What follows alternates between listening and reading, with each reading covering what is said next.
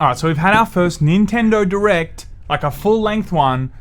We haven't had one since like 2019, okay? It's been a long time. I thought instead of the whole 50 minutes, why don't I try and boil it down to what I thought the most important bits were. Let's get into it.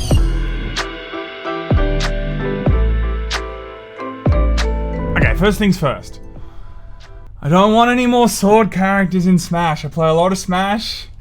My god, this was not what I wanted, okay? I think a lot of people out there, very excited, fine. I, for one, not overly excited, okay? I wanted Eggman, or, you know, Sora. Dogecoin enters the arena, why not?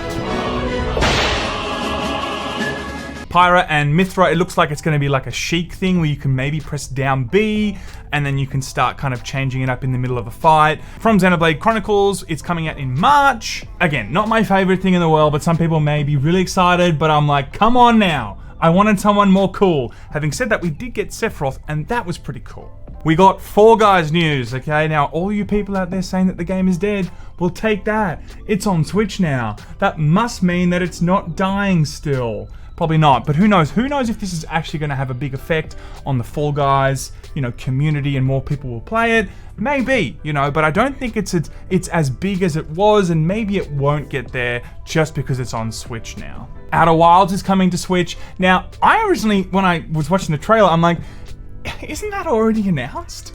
I thought it was Outer Worlds.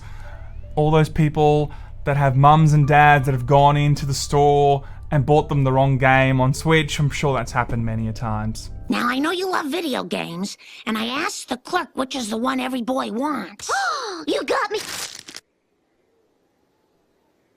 Monster Hunter Rise is coming out March 26th.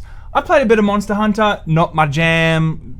A lot of people, of course, are going to be very excited for this, so that's also coming out. Plus, the new Monster Hunter Pro Controller and Switch is now coming to the US market, which is pretty cool. Mario Golf, that's also been announced. We haven't seen a console release of a Mario Golf game, since 2003, so a lot of people are going to be very excited for that. I'm very excited for that because I recently have been getting into golf and I broke my foot a few weeks ago. Many of you would know that.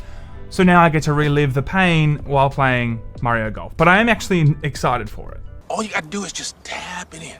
Just tap it in now. Capcom Arcade Stadium out today on the Nintendo eStore.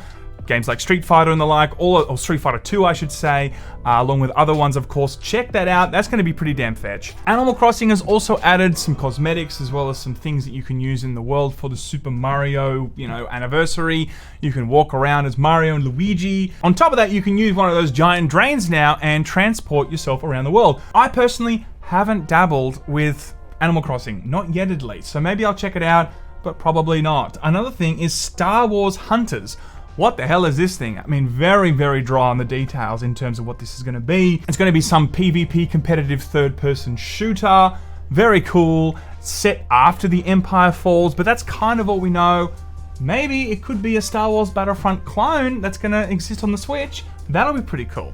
Ninja Gaiden Master Collection coming on the 10th of June. Apex Legends reminder that it's coming out on the 9th of March. And a Hades physical release is also coming March 19th. Splatoon 3. Now apparently this is gigantic in the Japanese market.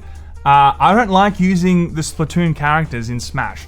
So I don't like Splatoon, guys. That's a perfectly justified reason why I don't like Splatoon. You're a moron! But you know what? It's kind of cool that they've already announced Splatoon 3. To close an actual event with Splatoon 3 really shows that a lot of people absolutely love this, and now it's a heavy hitter that can actually close shows. It wasn't the one that most people were expecting to close the show. A lot of people have seen, especially in Australia, that Nintendo has been re-registering their copyrights for Skyward Sword, Wind Waker, Ocarina of Time, and the Phantom Hourglass, so a lot of people thought, this is it. This is the 35th anniversary. We're going to see Ocarina of Time.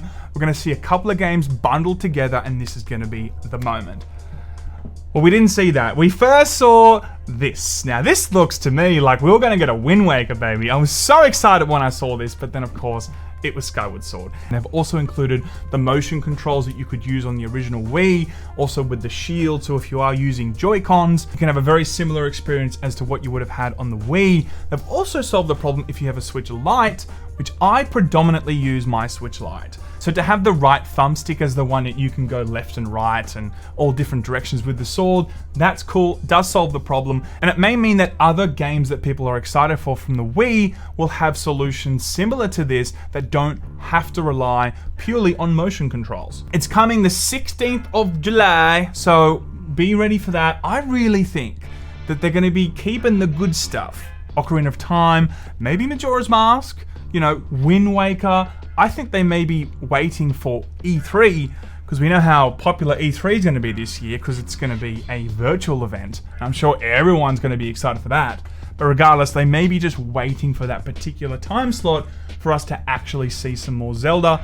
And that's when they may show the 35th anniversary, when they show, you know, 2 or 3 different Zeldas all bundled into one. Now, again, I'm sure a few of you will think that I missed a few little bits and pieces that I should have included here, but I thought instead of you guys having to watch a 50-minute presentation of Nintendo Direct, I'll try and boil it down to what the major beats were. So that's kind of what went down in the Nintendo Direct today.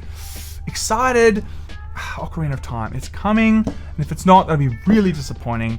Who knows, guys? But I will see you guys next time for some more news tomorrow, the next day. Laymen out.